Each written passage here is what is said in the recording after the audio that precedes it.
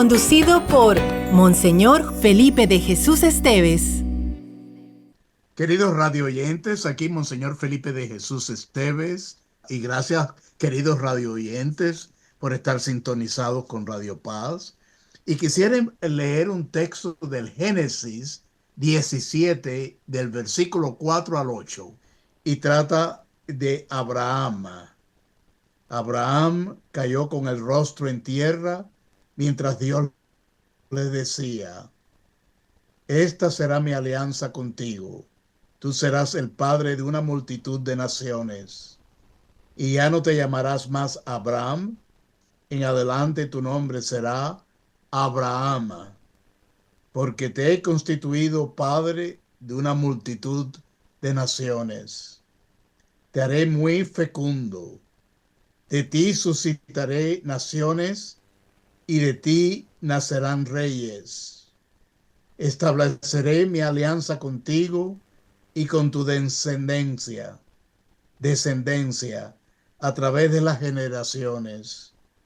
Mi alianza será una alianza perpetua, y así yo seré tu Dios de tus descendientes. Yo te daré en posesión perpetua a ti y a tus descendientes toda la tierra de Canaán, esa tierra donde ahora resides como extranjeros, y yo seré el Dios de ellos. Palabra del Señor. Y en este texto que acabamos de escuchar, del capítulo 17 del Génesis, vemos que nuestro Dios es un Dios de promesa, que promete bienes y bendiciones a nuestro padre de la fe, Abraham, y le promete la unión, o sea, la alianza. Yo seré tu Dios, tú serás mi pueblo. Ese es el lenguaje del matrimonio. Ese es el lenguaje de la alianza de Dios con su pueblo. Y Abraham recibe esa espera, esa promesa que Dios le da.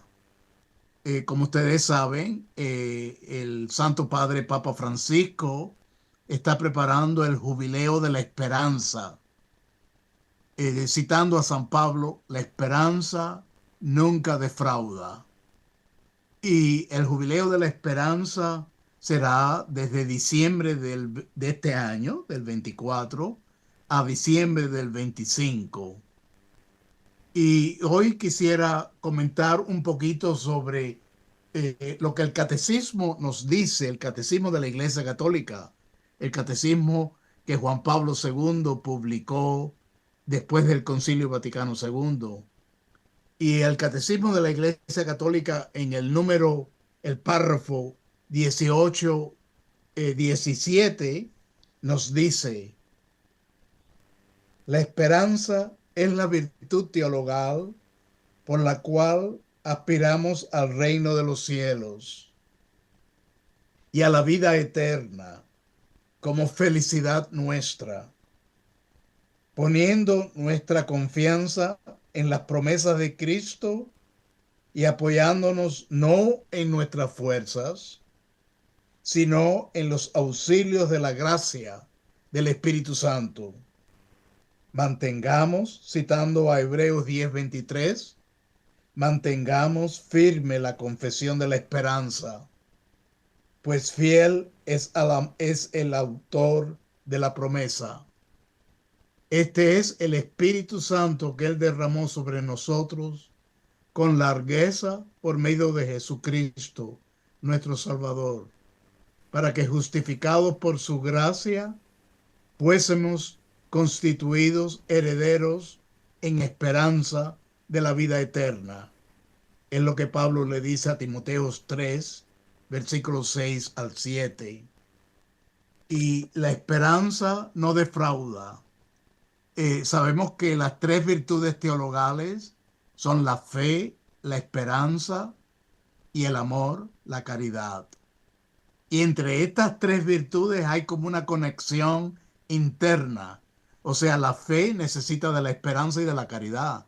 La esperanza necesita de la fe y de la caridad. La caridad necesita de la fe y la esperanza.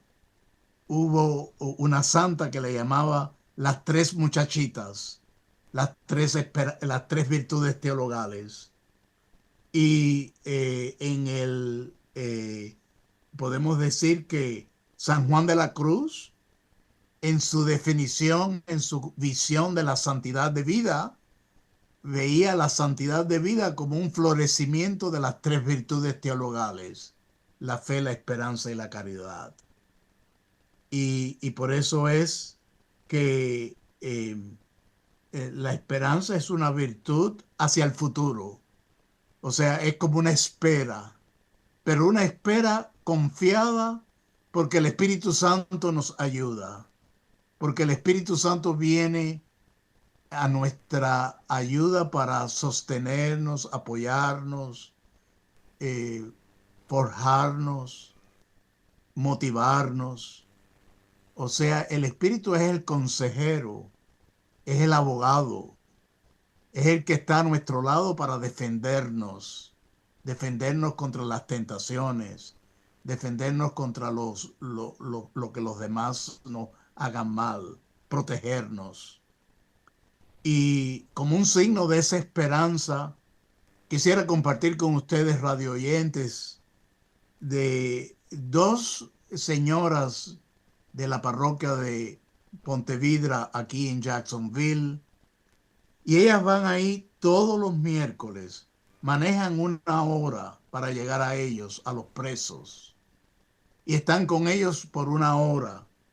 Y hacen como una especie de liturgia de la palabra, o sea, leer las escrituras y dar la Santísima Comunión, dar la comunión después de escuchar las lecturas.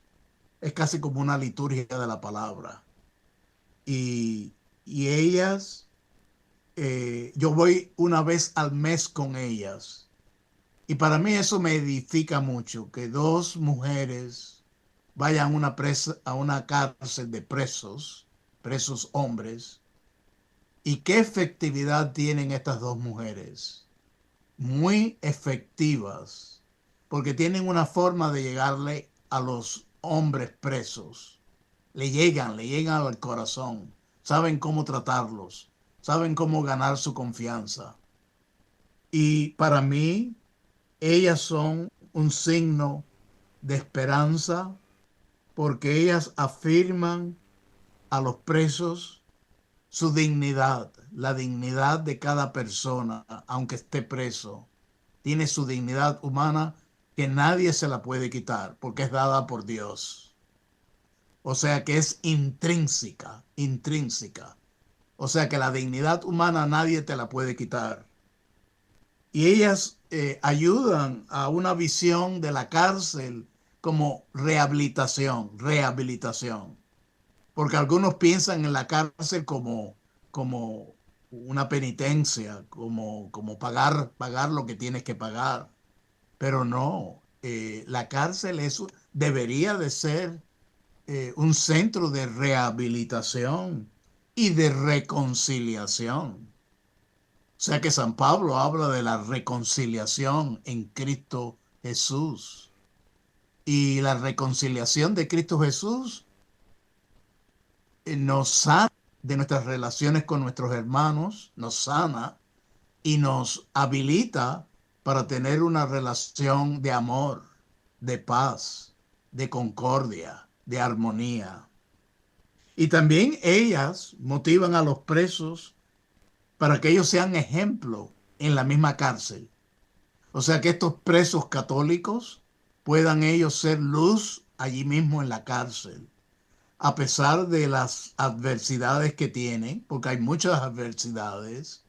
A pesar de las adversidades, que ellos tengan paciencia con los demás, que ellos perdonen al prójimo cuando les hacen daño, que ellos vivan el caminito de Santa Teresita, que es hacer todas las cosas ordinarias, todas las cosas cotidianas, con un amor extraordinario.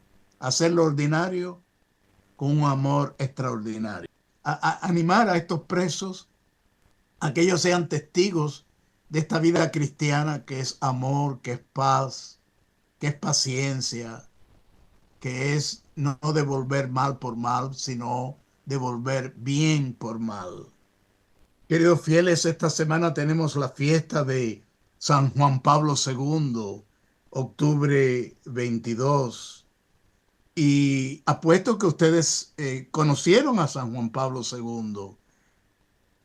Hace 19 años que pasó a la vida eterna, el primer papa eslavo de todos los papas. Y en menos de 10 años ya fue proclamado santo por Benedicto XVI. Yo tuve varios encuentros con Juan Pablo II. Yo era estudiante en Roma cuando él fue elegido en 1978 y fui cuando el humo, como sabemos, el humo sale cuando el cónclave elige a un papa. Y yo estaba en mi colegio y vi en la televisión que salía humo y con un amigo, compañero, salimos para la plaza de San Pedro y allí vi por primera vez Habemus Papam y ver la imagen de este papa fuerte, sonriente, el Papa Wojtyla, el arzobispo de Cracovia en Polonia, verlo ahí por primera vez como papa. Pero después tuve una conversación con él cuando él visitó nuestro colegio el 22 de febrero. La cátedra de San Pedro visitó nuestro colegio norteamericano allí en Roma y me preguntó mi nombre, me preguntó de dónde yo era y cuando yo le dije que yo era sacerdote de Miami, le agradó mucho la palabra Miami y me la repitió como 3 veces, Miami, Miami, Miami. Le gustó mucho el sonido de Miami y es una conversación inolvidable. Pero después lo vimos en Cuba en 1998 en su viaje apostólico a Cuba, que también estuve presente. Y ese viaje tuvo un impacto grande en Cuba. Yo creo que pudieron entrar más de 200 sacerdotes a la isla de Cuba por su intercesión. Eh, y después lo vi acompañando al arzobispo Juan Clemente Favalora, arzobispo de Miami, yo obispo auxiliar, y eso fue en el año 2005, y ese encuentro fue como 3 meses antes de su muerte, y estar de él cerquita, cerquita de él, un ojo no veía por un ojo, aunque el otro era muy clarito. Y en un momento el arzobispo habló de la comunidad religiosa de los Sagrados Corazones de María y Jesús, fundada en Miami. Y el arzobispo Favalora inclinó su mano hacia mí y dijo, explíquele al Papa lo de esa congregación. Y yo le pude explicar al Papa Juan Pablo II sobre la congregación de los hermanas de los Sagrados Corazones de Jesús y María. Y ese encuentro fue maravilloso para mí. Yo encontré que lo que él hizo para el Jubileo 2000 fue maravilloso. Él lo preparó con una preparación trinitaria, el año del Hijo, el año del Espíritu Santo y el año del Padre. O sea, por 3 años estuvo preparando el Jubileo del año 2000 y también sus encíclicas, las 14 encíclicas que escribió. O sea, Juan Pablo II magno, es magno. Imagínense 14 encíclicas, una sobre el trabajo, que es una versión alternativa a la visión marxista del trabajo. Pero la que más me gusta a mí es la última que escribió, la 14, 14ª, Eclesia de Eucaristía, la Iglesia de la Eucaristía. Y también recientemente estaba viendo un documental en EWTN sobre sus viajes a Polonia. y qué impacto tuvo él en sus 3 viajes a Polonia. Y cómo yo creo que la caída del muro de Berlín en gran parte se debe a San Juan Pablo II, también al presidente Reagan y también a la primera ministra de Inglaterra, Margarita Thatcher, porque ellos tres tuvieron un impacto grande en la restauración de la democracia en estos países, que hoy lo disfrutan, pero hace 40 años no era así, era una gran opresión.